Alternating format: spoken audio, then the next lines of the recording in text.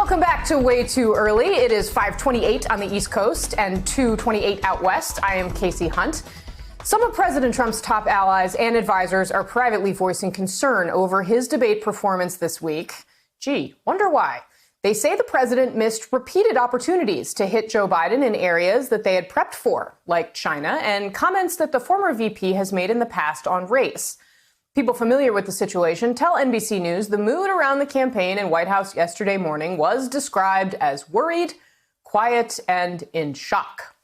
The consensus among people close to the campaign was that Trump's debate performance probably didn't lose him any voters among his base, but that he needed to do more to hold his ground. According to the New York Times, the president wasn't displeased with his own performance, also not surprising. In fact, 3 people close to the campaign told the Times that Trump was elated about the debate and saw it as a successful outing. The Times notes that some of Trump's advisors who shy away from giving him bad news made no attempt to disabuse the president of that assessment. Okay. Last night at a rally in Minnesota, where once again there was no social distancing and very little in the way of mask wearing, President Trump warned of the dangers of allowing refugees to resettle in the state before again going after Democratic Congresswoman and Somali refugee Ilhan Omar. Another massive issue for Minnesota is the election of Joe Biden's plan to inundate your state with a historic flood of refugees. They pledged a 700% increase in refugees. 700%. Congratulations, Minnesota. Congratulations. Now, and what about Omar, where she gets caught harvesting? What the hell is going on? I hope your U.S. attorney is involved. What is going on with Omar? I've been reading these reports for 2 years about how corrupt and crooked she is. Let's get with it. Let's get with it. I mean, frankly, harvesting's terrible, but it's the least of the things that she has done. How the hell? Then she tells us how to run our country. Can you believe it? How the hell did Minnesota elect her? What the hell is wrong with you people? Biden will turn Minnesota into a refugee camp, and he said that. Overwhelming public resources, overcrowding schools, and inundating your hospitals. You know that. It's already there. It's a disgrace what they've done to your state. Wow. This latest salvo follows the president's complaints last week that Omar shouldn't be critical of the United States, asking, how is your country doing?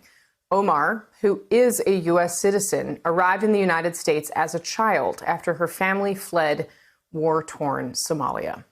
Joining us now, reporter for The Washington Post, Eugene Scott. Eugene, thank you so much for being here this morning. I want to start, we'll get to Ilhan Omar in a second, but I want to start with the reporting on the president's reaction to the debate, which, of course, one of the main moments out of that was his comments about the Proud Boys, and for him to come out and say, according to these reports, that he's proud of the performance, that this was good for him, I think says a lot about what he was trying to do in the debate. This is something that we know he consistently does. We saw it in Charlottesville and in a series of other examples. Of course, his staff afraid to tell him, no, actually, sir, we think this performance was a problem.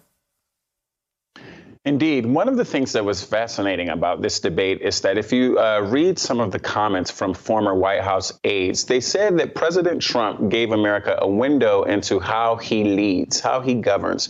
During staff meetings, he talks over people, he pushes back on criticism, he launches personal attacks when someone doesn't support an idea of his. And so what we saw wasn't something that was abnormal from the Trump administration, but business as usual. And something else that is business as usual coming from the president is a refusal to unequivocally push back on white nationalists and white supremacists. And this is why Joe Biden said he launched his campaign. If you recall, in that video where he released why he was running for president, he cited Charlottesville. And this is going to be something that's very frustrating for many supporters of Trump, individuals working in the administration. But part of his legacy long after he leaves office, be it next January or 4 years later, will be that this president was too close to people who viewed people who were not white as less inferior or worse human beings than white people. That's such a good point about Biden and why he got into this race. I mean, that is a thread that we have seen repeatedly from the former vice president, and things keep happening that could motivate him in the same vein. And Eugene, you in your latest reporting for the Washington Post look at female voters in particular. How on earth could it be that the president thinks that his debate performance would help among female voters? I mean, and even what we heard yesterday about Ilhan Omar, I mean, not very veiled comments that hit that same theme you were just talking about. Well, I think in the core of the Make America Great Again vision, as you already know, is this idea that America 50 years ago was better than America is today. And for Trump and many of his supporters, that means embracing traditional ideas of gender, including masculinity. And so he embraces this idea that being tough and aggressive is what women really want. And the reality is that since 2016, his polls have shown the exact opposite. Yeah, he won some women in 2016 and groups of women that maybe people thought he perhaps would not. But early in his administration, he began losing support with women. One of the really fascinating things that I saw from following his debate performance that I highlighted in my piece were the number of women who said that Trump's performance reminded them of an ex-boyfriend or ex-teacher or ex-boss that was so uncomfortable that they could not get past, regardless of whatever points he may be making that were valid. And that is causing them to not support him and back away from him in numbers and at rates that we have not previously seen. When you think about it in those terms, I can understand why women, myself included, potentially, if the president reminded me of an ex-boyfriend, I get it. I understand. The Washington Post, Eugene Scott, thank you very much for your time this morning. We appreciate you getting up early. Hey there, I'm Chris Hayes from MSNBC. Thanks for watching MSNBC on YouTube. If you want to keep up to date with the videos we're putting out, you can click subscribe just below me or click over on this list to see lots of other great videos.